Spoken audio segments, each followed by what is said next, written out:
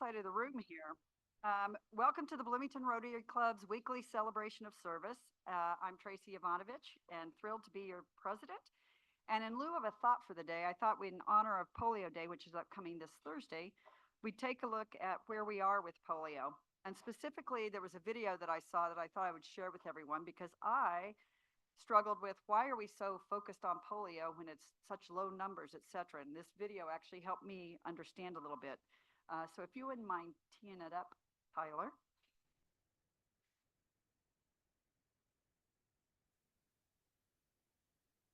Polio still exists. For decades, we've been tirelessly working to eradicate this virus, and we've come incredibly close. Take a look at this graphic.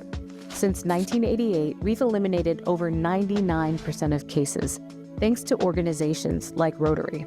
Now, only 2 countries still have cases of wild polio. So why should we care when the numbers are so low and isolated? Polio, or poliomyelitis, is a highly infectious viral disease that can affect the brain and spinal cord, causing paralysis. Children under 5 are at the highest risk, but anyone who is unvaccinated remains vulnerable.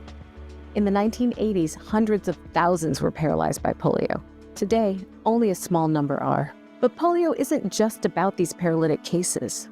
Less than 1% of those infected with polio develop paralysis. Yet all cases are contagious. This means the virus can silently circulate, potentially leading to an outbreak. To eradicate polio, we need to track and monitor the virus through a process called surveillance. Right. So that was new news to me. I did not understand that it's like the silent killer that can just erupt at any point. So that was a good learning. And just to be specific, Pakistan currently has this year 39 recorded cases of polio. Afghanistan has 18. And what they didn't say is that there's also was one case that popped up in Gaza. You may have recalled or seen some of the where they ceased some of the warfare to try to get all the children vaccinated. So clearly, it is important that we continue to support this cause. And on that, Ron, I'm going to turn it over to you for our reflection as the second of our president's installment.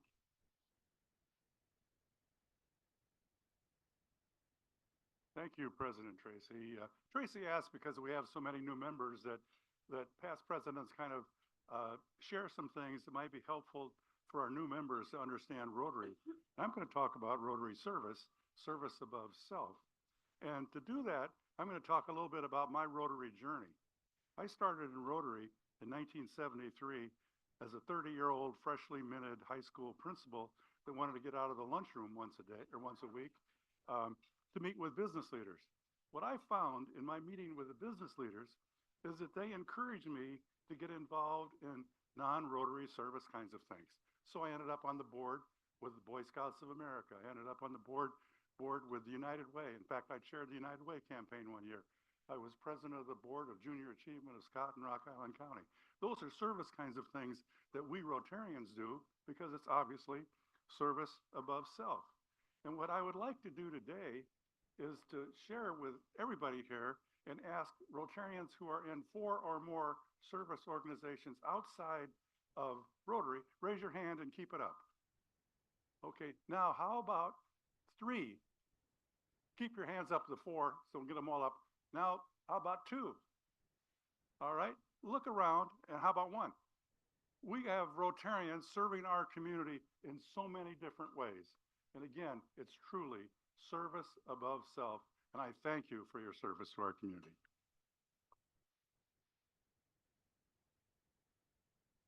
That was awesome, Ron. Thank you. All right. And for our introduction of guests, Lynn and Mark just keep messing with me. They're flip-flopping here. So, Lynn, would you introduce our guests?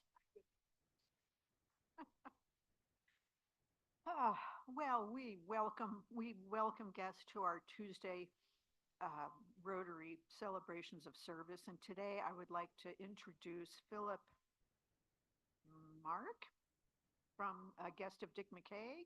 If you would please stand and be welcomed by the club, we'd appreciate it.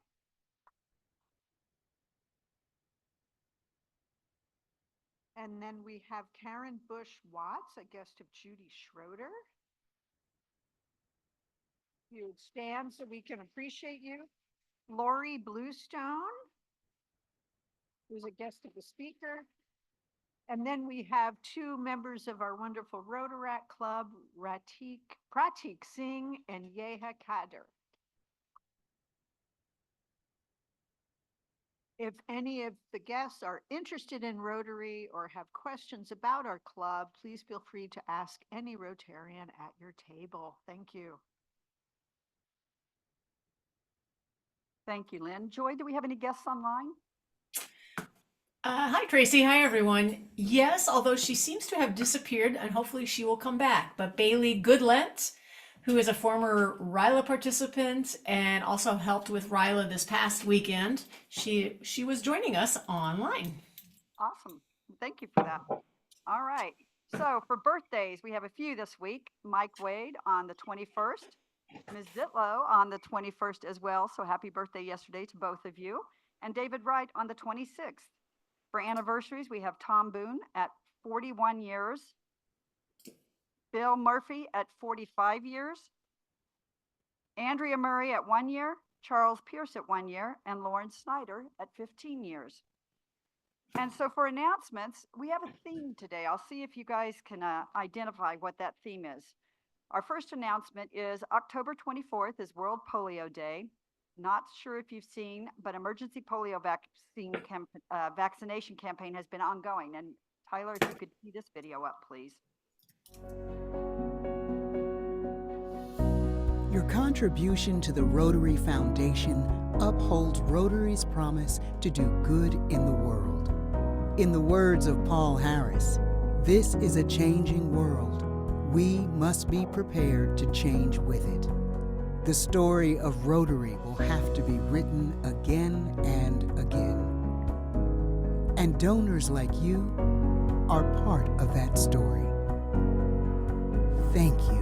감사합니다. Obrigado. Sì, sì. Merci. Grazie. Danke. Arigato. Gracias.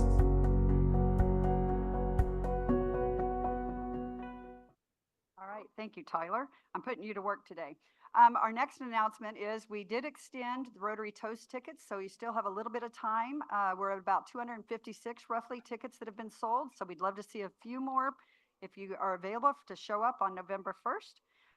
And then our last announcement, this is just another thank you to everyone in here who is a Paul Harris Fellow for the support that you've given to the Rotary Foundation. You've seen what we do for helping with polio as well as many, many other things. Next month is the Rotary Foundation month, and so we want to start thanking those people for that help. And then, yes, Jeff.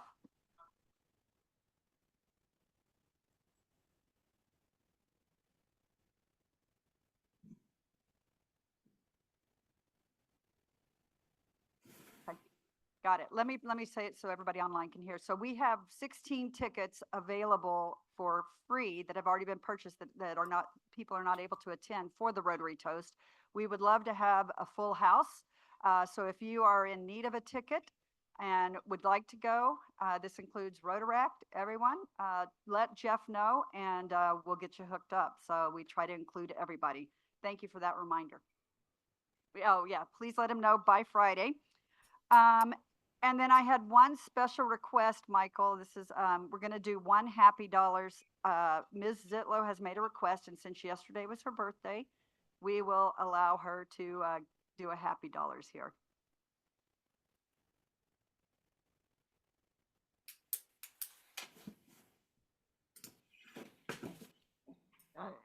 I want Happy Dollars to go to Rotary and especially to polio. When I was 10, I lived in Milwaukee. In Milwaukee, all children were quarantined into their houses.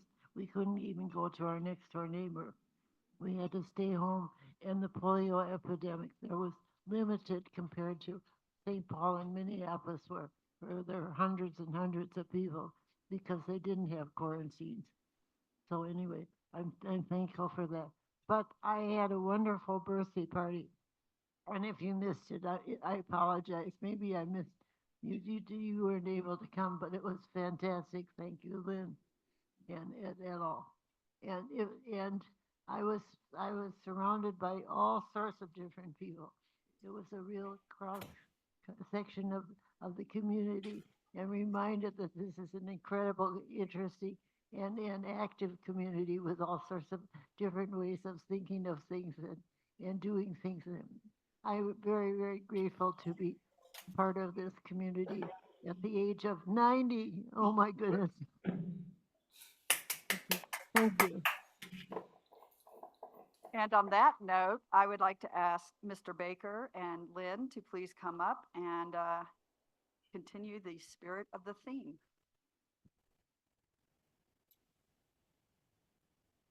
Good afternoon. A short note. Did you hear about the rotary phone that went into a bar? He felt really disconnected. On occasion, as you know, our club recognizes members of our club or community who have contributed to our community, made it a better place for everyone, and who have demonstrated Rotary's service above self. Today, we honor a member of our club who joined our club in 1988 as one of the first women to join Bloomington Rotary Club since its beginning. I met her while working on fighting a hazardous waste landfill and a PCB incinerator. As usual, she was swimming upstream, but in many ways, she's always been swimming upstream and against the current. I would love to tell a joke about her many hats, her collection of cookbooks, or about her touching almost everything in Monroe County for 50 years. But I'm turning this over to a person in our club who probably knows her better than anyone. Of course, we know her as Charlotte, and our own Lynn Schwarzberg will do the honor of presenting the Charlotte Zitlow with her Paul Harris Fellow +8.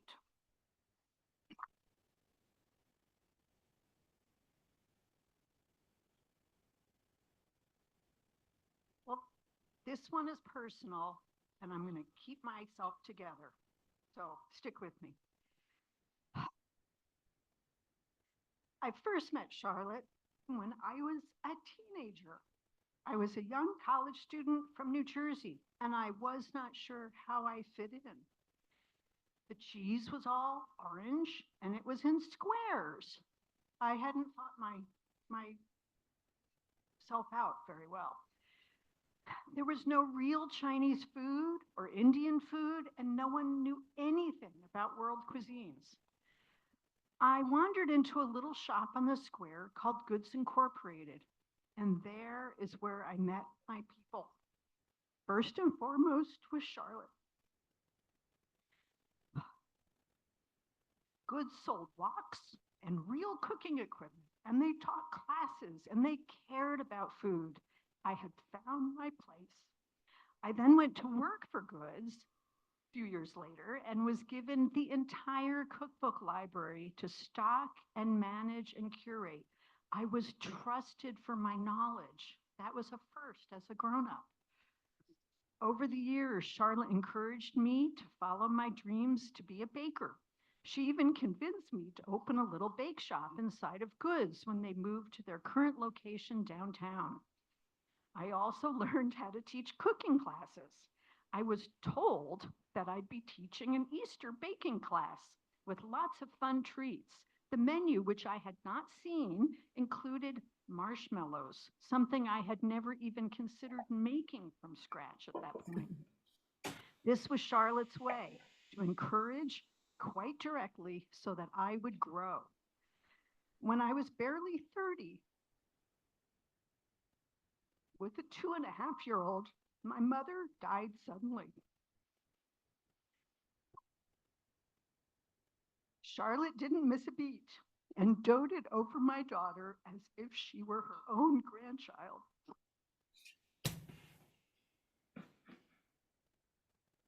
I now have a grandchild, and Charlotte has had wonderful conversations and visits with my sweet Otto, always showing interest in what he is up to in his little life.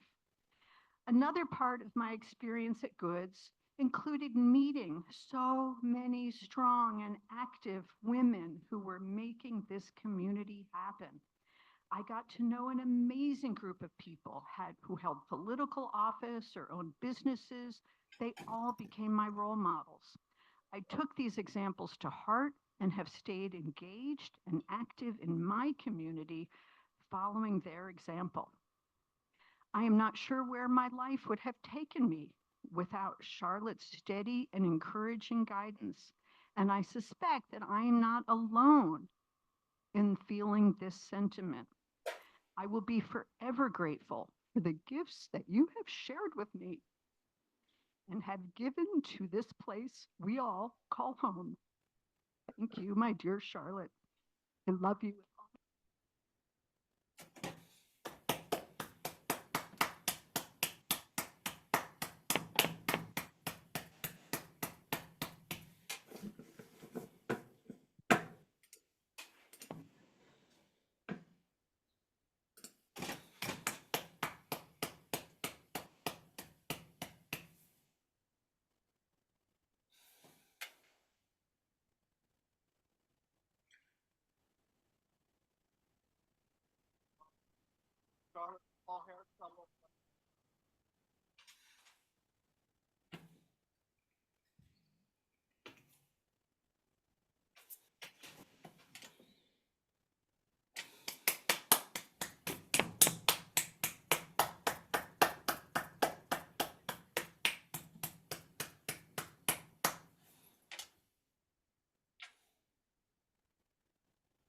No pressure now with following that, George. On that note, Michael, if you could introduce our guest, please. And congratulations, Charlotte. All righty. George Telthorst is the the director at the Center for Business and Life Sciences. I think I got that right. He'll correct me if not. He oversees the school's life sciences industry-oriented activities, including graduate and undergraduate courses, business conferences, executive education, and business research.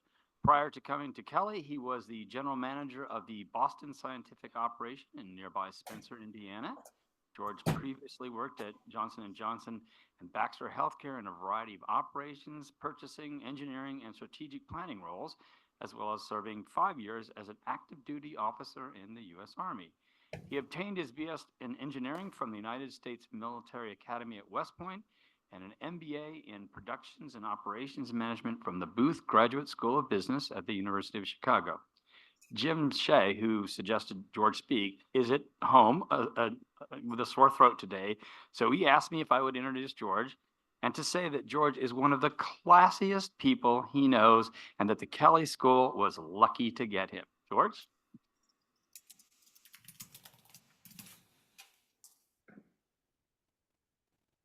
Thank you. I'm not sure to compliment Jim Shea or curse him for doing that introduction. But anyway, and thank you, Charlotte, again. Congratulations for the honor that's been bestowed on you and the birthday yesterday.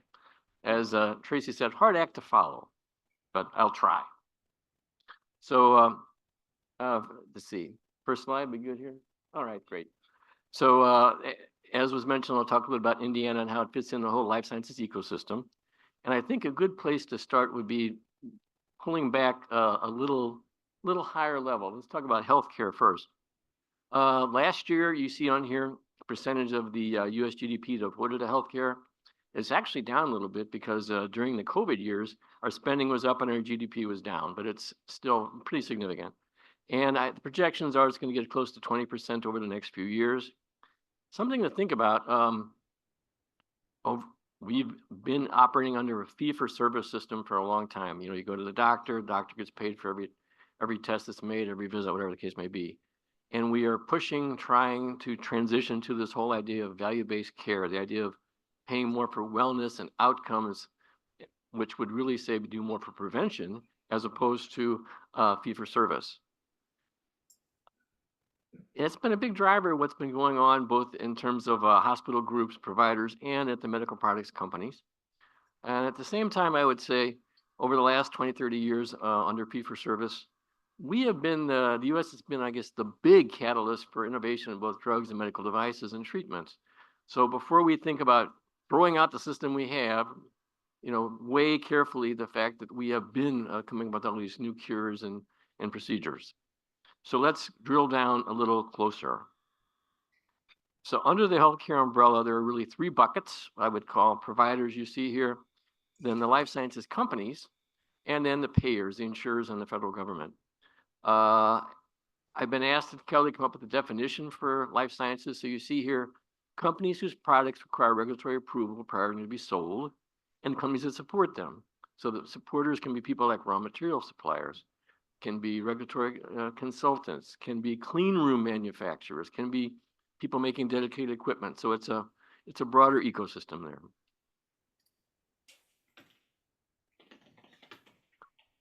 Now, the U.S. Bureau of Labor Statistics has actually come up with 5 buckets of life sciences sectors. And one of them actually also includes on here, you see, agricultural feedstock and industrial biosciences. The others, I think, are fairly straightforward. The biosciences, the whole idea of distribution, this is the Cardinal Healthcares and McKesson's, also all the people doing the cold chain delivery of products you saw like in the COVID vaccines. The others, I think, are pretty straightforward.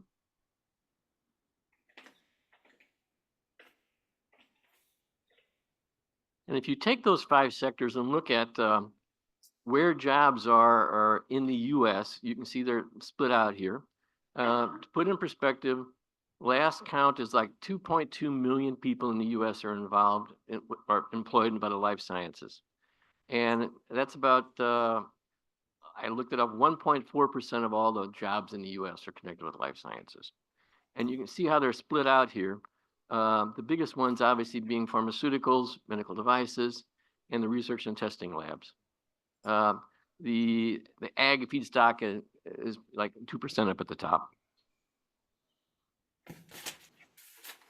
So the question I think that's probably in your minds is, how does Indiana stack up in this whole thing? Any thoughts before I share the results? Not great, one person says, and someone else says pretty high. Okay, well, the unveiling, okay. Believe it or not, Indiana is actually the second largest exporter of life sciences products, only behind California as of last year.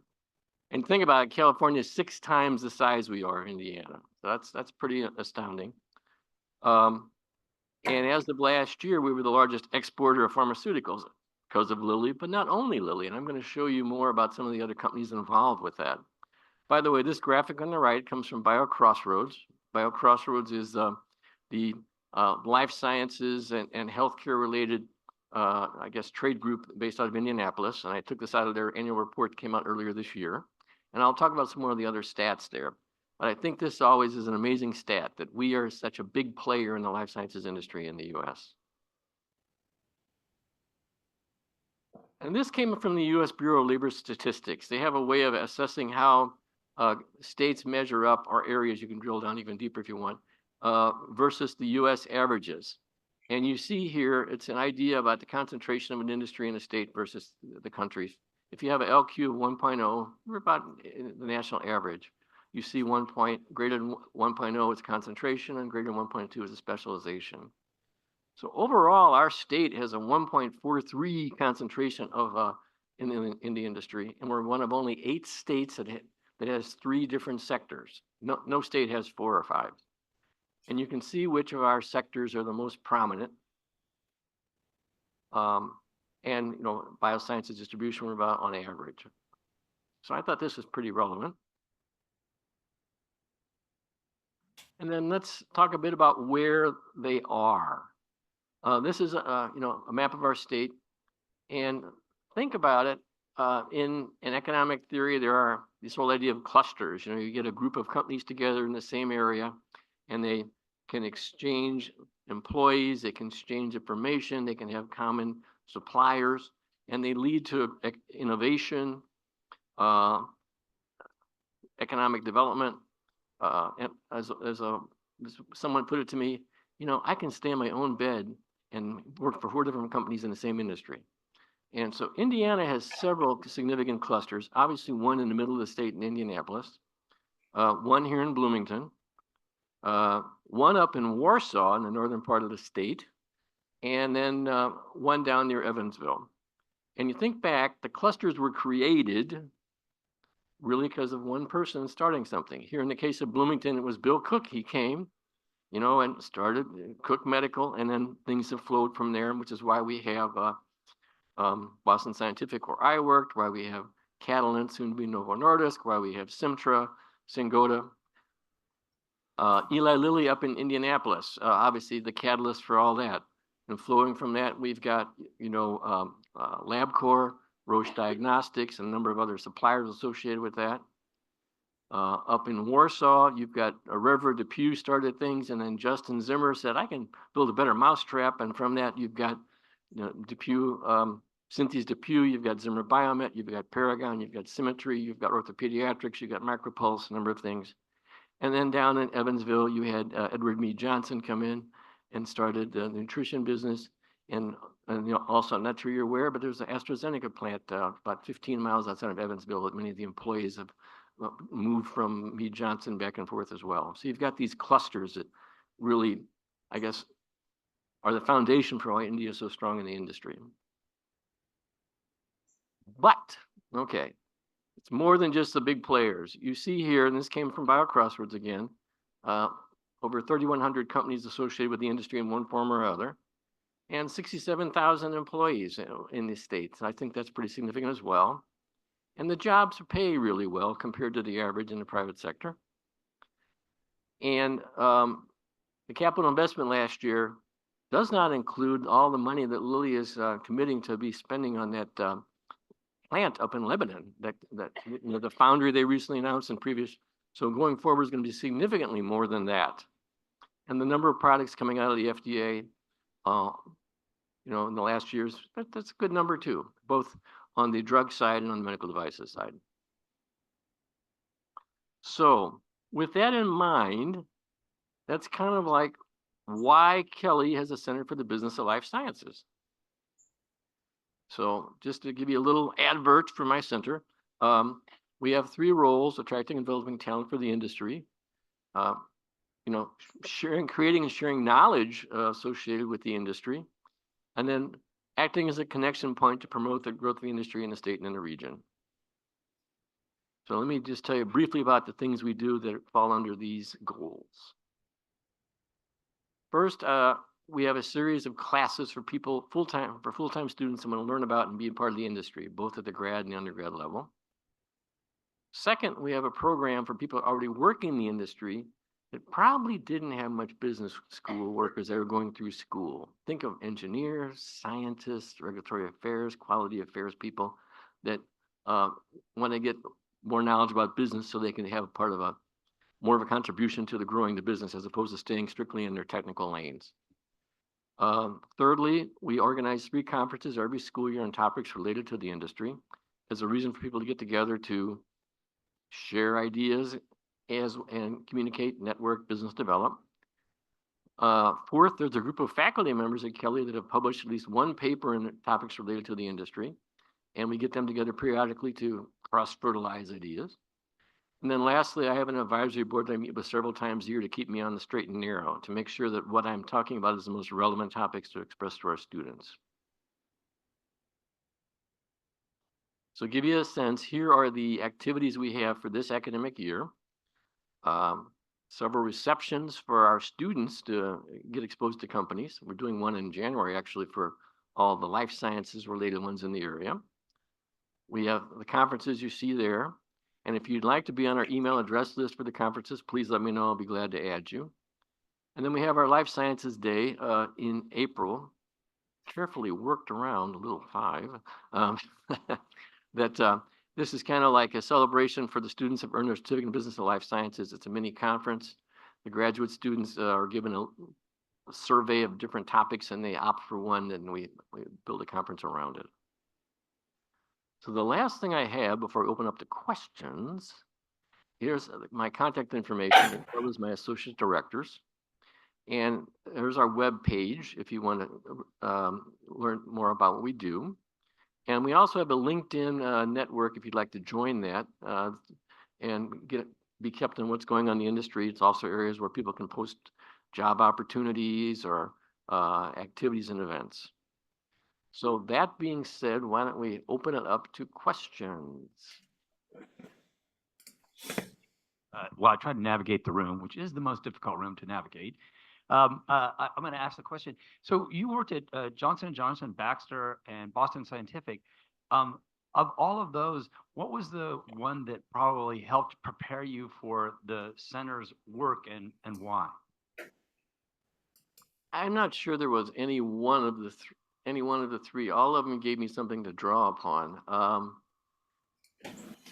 Boston Scientific, I was the plant manager, so I learned about sitting across from the FDA when they come into your plant. At Johnson & Johnson, I was exposed to Lean and Six Sigma because that was first just getting into the industry by then. And at Baxter, helped me make the transition from the Army to the business world. So I learned a lot just about the medical devices and medical products industry overall.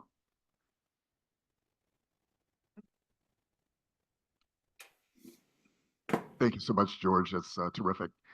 Just have questions about maybe the classes that you teach and the students who are in those classes and what their hopes and dreams and expectations are and what kind of success have they had in landing jobs in the life sciences field. That's a big question, but thank you. Okay. I appreciate the opportunity to talk more in detail. So I'm going to talk about the full-time classes. There are 2 courses required, an optional 3rd course for students to earn a certificate in business of life sciences. One is called Life Sciences from Research to Patient, and the other is called Life Sciences Global Trends. Both are organized similarly. I literally bring in 18 to 20 guest lecturers from the industry to actually help me teach every one of the courses. And the benefits of that are students get to hear the latest that's going on as opposed to something from a dated textbook, and they get a chance to get an idea of how broad the industry is. And then lastly, it's a great chance for them to network. Second thing that makes the courses, I think, kind of interesting is both of them, I always get a real world project for the students to work on. One course is for a startup coming out of the IU technology transfer area. The other is for a larger, more established company. So the first class, someone from the client company will come in and say, this is an issue I need studied.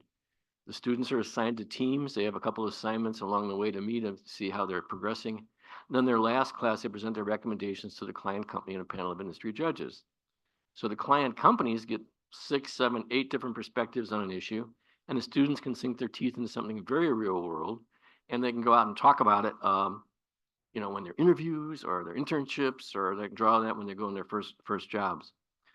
The optional 3rd course we have is for an affiliate of the med school. Not sure if you heard of the Clinical and Translational Sciences Institute. It's a consortium that's composed of IU, Notre Dame, and Purdue, and they pooled their research centers of expertise together. There's like 60 of them. And so a center of expertise could be someone who manages lab rats, or someone who has an electron microscope, or someone who does ethical reviews before a clinical trial can be run. And they're good at what they do, but they're not very good at being business oriented. And so small teams of students will help them either market their services or understand their costs or lay out their operation or manage projects better. So that's an optional 3rd course. Now to your question, I have several different chunks of students that can take this. First, grad students are comprised more of MBAs, but I also get people from the biotech program, from Luddy, from O'Neill School of Public Environmental Affairs. And then students at the undergrad, juniors and seniors can also take those. We give them a different set of assignments that are due on the project, but they hear the same speakers and get exposed to everything. So when I started this, my goal was to get half of the MBA. My goal naively was all the MBA students were going to get positions in the industry. And I found out people have competing interests. I like tech and I like life sciences, or, I have a trailing spouse or partner that I need to factor into this, or no way, no how am I going to live in Little Warsaw, Indiana, so that being said, my goal is to get half of my students that are going through this into the industry. And we've been pretty close to that. And I would also say the students that are coming from elsewhere outside the business school have a higher percentage going to the industry because they really want to be there, like the biotech folks or whatever the case may be. So, good question. Thank you.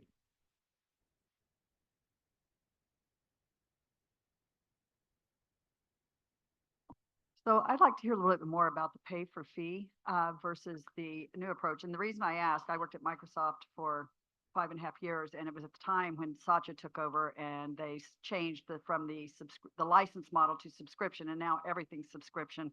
And so just the idea of the change that you laid out there, especially in healthcare, I'd Yeah. like to hear more about that.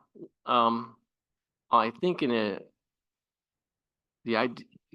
the idea would be you have a value-based care or pay for service that firm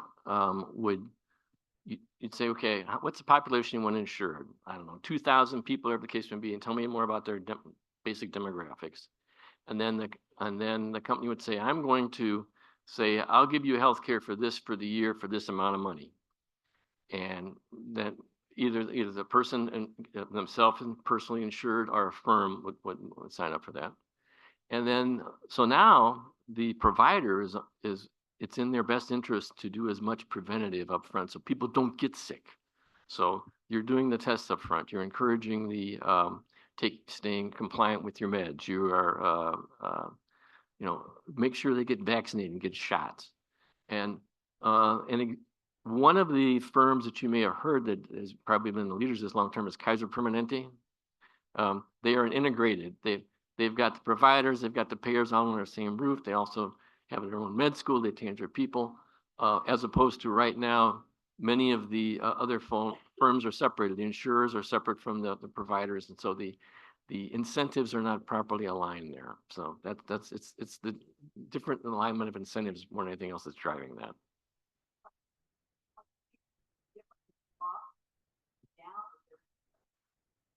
I think I mean, just anecdotally, I know Kaiser Permanente in their home area has done really well. Now, Kaiser has been starting to buy some other things. They bought Geisinger in Pennsylvania. I think they recently bought something in North Carolina. It'll be interesting to see, can they replicate that success? And that's a big TBD. Yeah, yes. I've been reading quite a bit about pharmacy benefit managers. PBMs. Yeah, so can you talk about the role that they're supposed to occupy in the scheme of things and what is actually happening? That is a complicated and loaded question. I can tell you I can tell you a little bit both sides of the story. So as I understand it, well, the idea behind PBMs are they are going to come up with a group of drugs called a formulary that they're going to say, this is our preferred list of drugs, and they're going to go to, and they contract with either a group of insurers or someone like an IU that is self-insured, and they'll say, okay, if you want, so people have to take this group of drugs, and we are going to go to the drug companies and have them bid. So maybe, for example, maybe you've got several different varieties of cholesterol reducing stuff. You've got Lipitor, you've got the generic version of Lipitor, Crestor, whatever the case may be. And we're going to say, we're going to put one on there as our preferred. And then we're going to channel all this business to you, Mr. Lipitor manufacturer. So what kind of price are you going to give for this? But interestingly enough, the way they did it was in the form of rebates. It wasn't a price reduction off the top. It was like, we got rebates that are going to flow back here. So and the idea being is these rebates go back to the insurer or the company, and then the insurance company or in case of IU would have those rebates, and they would spread across the premiums of all of the people that are being insured. And the issue with this that is coming under question is, I'm sure you're probably the one you're thinking about is insulin, and more than anything else is one that's more prominent in the news. People are saying that insulin is charged really high price, And the insulin manufacturers, Lilly, Sanofi, Novo, are saying, no, no, no, we're paying a big slug of rebates back to this PBM that should be passing on to you as the insurer. But it's not showing up in the individual patient's pricing. It's showing up in their overall premium. So as you know, there's been a recent, I think, Federal Trade Commission study that came out, or maybe it was congressional study that came out that's castigating the PBMs. And PBMs are pushing back on this. A lot more discussion, a lot more survey, but I saw a graphic at Lilly that talks about all the flows of money because of PBMs. The amount of pricing Lilly gets on their insulin hasn't changed a lot over the last few years because of the flows of money, especially because of the PBMs, even though there's been a lot of criticism about, gee, the prices are so much higher. So that is a somewhat quick answer to a very challenging and convoluted topic. Hi, I had a question concerning students coming from the hard sciences background. Yes. So you spoke a little bit about expanding the industry that you're in by bringing people from these hard sciences in instead of staying in their lane, joining your industry. Could you speak a little bit more to how that's benefiting the industry and maybe the gaps that those individuals are able to fill? Well, the hard sciences, I'm thinking like biology, chemistry, that's what you're alluding to, right? These are, so there's two parts to your question.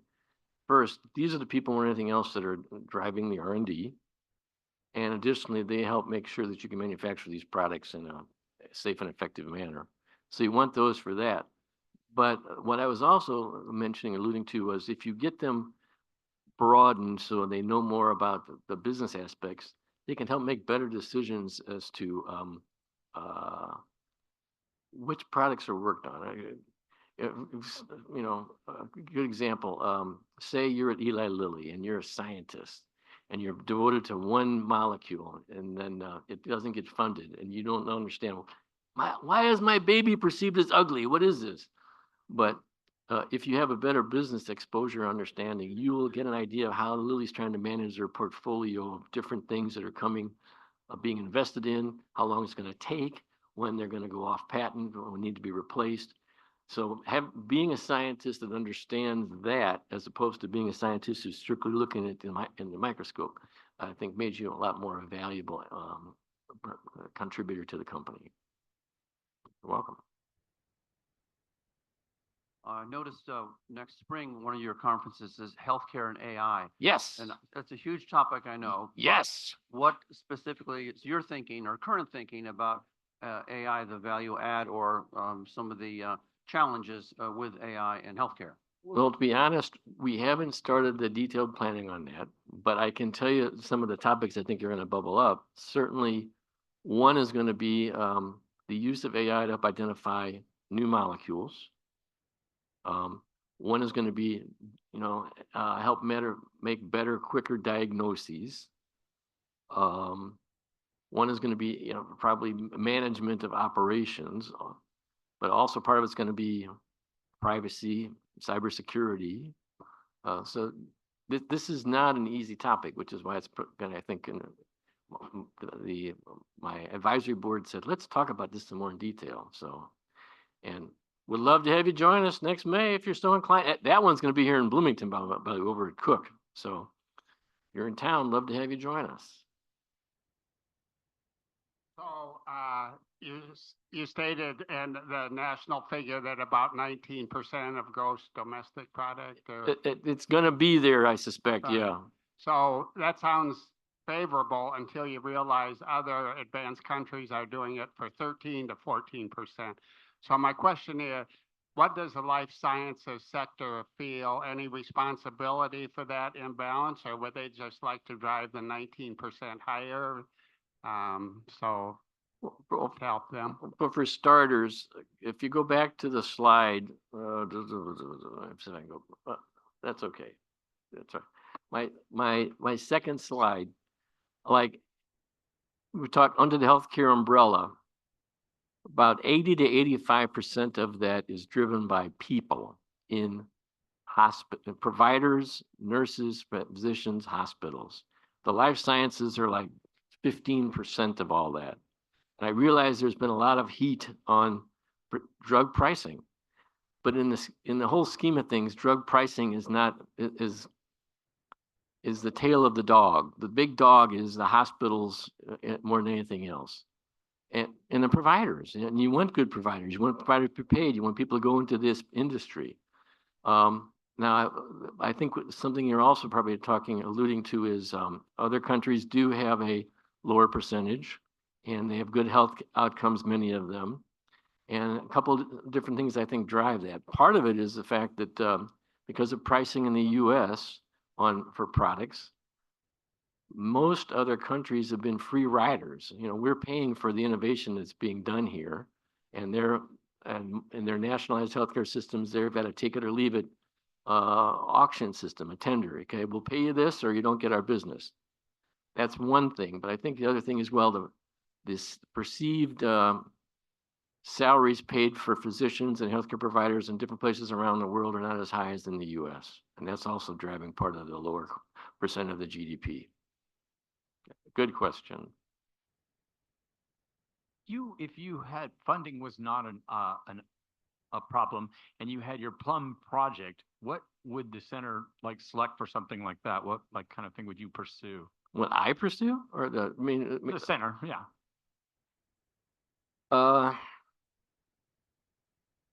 I think it would be good for my students to be able to take trips to visit more of these companies. We go up periodically to Indianapolis, but there are big life sciences hubs in the Northeast, in Chicago, in Minneapolis, in California. So if money was no object and we could fit it in the schedule, it'd be good to have them go on field trips to be exposed to more of these companies. Any questions online? No questions online, Michael. Tracy's got a question. Yeah. You didn't talk about this, but regional hospitals that are taking over everywhere, has there been studies I'm sure it's cost efficient, there's cost synergies that happen, but from an outcome and benefit of that, have we seen any type of data on that? There have been some studies, and you're actually, or were you a plant for my December conference? My December conference is about the changes in the healthcare ecosystem, and it's going to be in Indianapolis. And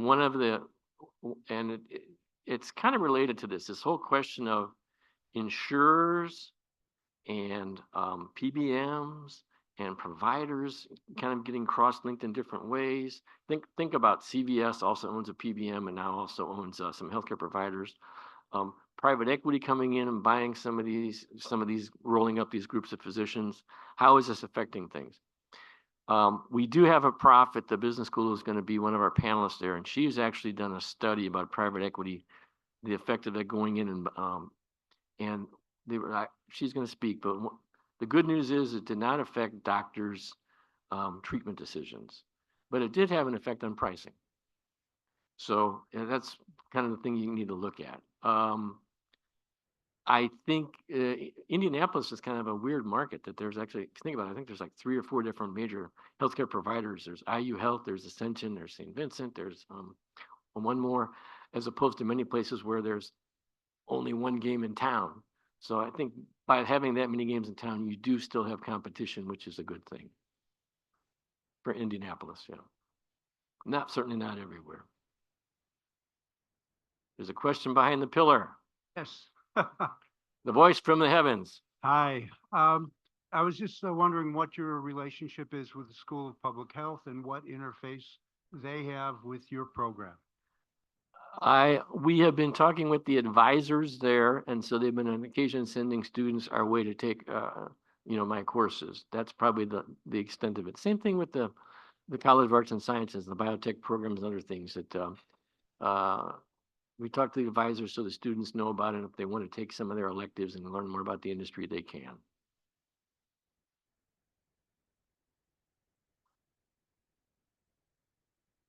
Excellent. Glad to have more friends. I'm done. Okay. I can always use more friends. I just said I'm one of the associate deans in the School of Public Health, and part of my job is collaboration. So I'd love to have a conversation with you and see how we can partner, especially with the upcoming conference. Oh, good. Thank you. I'll come see you. I-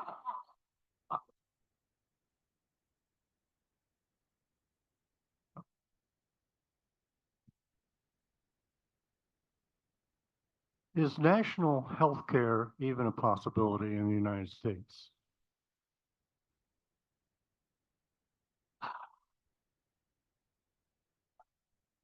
Well, a couple thoughts. One is the system we have now is grown up well, remember, there's an old saying about that a camel is a horse designed by committee. Some sort of system we got right now is kind of like grew up in a funny way. It started with Kaiser, and you probably know about the fact that they were going to give healthcare as an incentive instead of raises during the World War II to avoid inflation. Anyway, just things keep growing. So whether or not, I don't think that there are so many competing interests right now. I don't think we can ever get there. Second question, do we want to get there? If you look at the Canadian and the UK experiences, there's a lot of issues associated with the national health care. In many of these places, people have actually national health care, and then they also get on top of it private insurance, so they can get speedy service. Or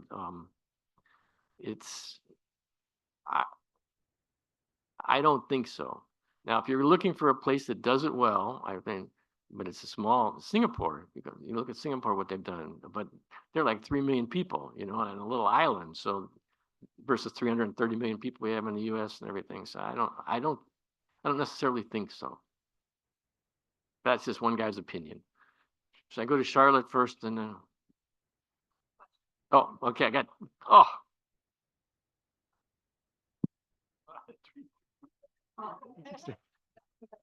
I think I lost the question in the mix-up.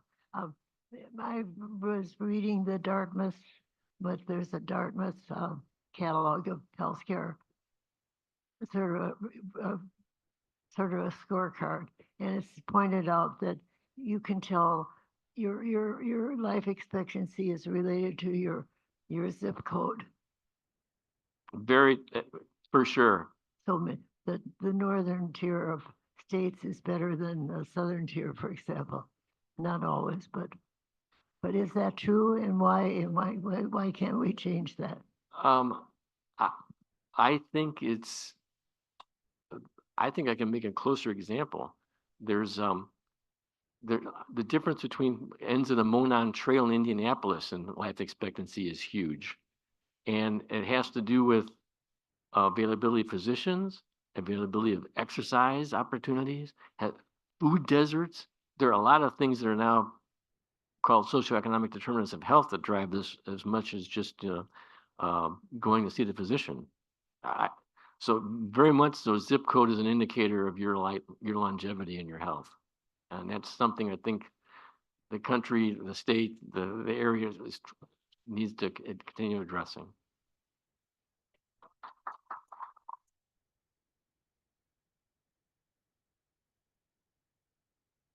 And in honor of that great program, George, we'll be donating $100 to the Bloomington Refugee Program.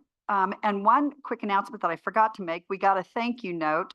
Bloomington Rotary, thank you so much for your donation of supplies. Our little school out here in the county of Brown County uses these supplies daily. Kindly, Kim Hathaway. So just a reminder that Teachers Warehouse is a big deal to a lot of people.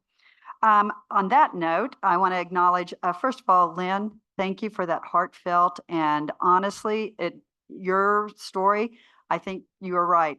Everyone in this room could relate to Charlotte's magnanimous impact upon all of us in multiple ways. Natalie, thank you as our executive assistant, as always.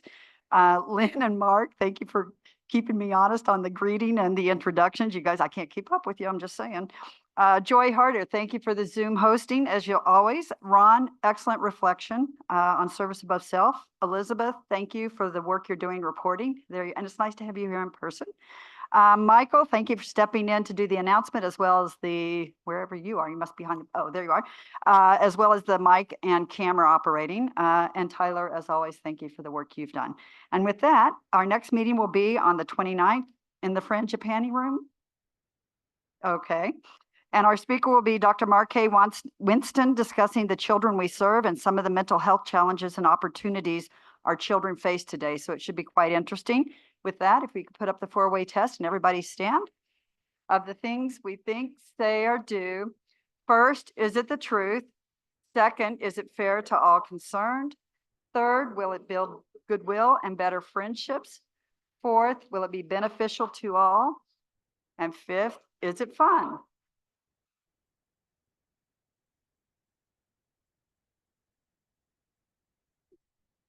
I want to grab you. I'm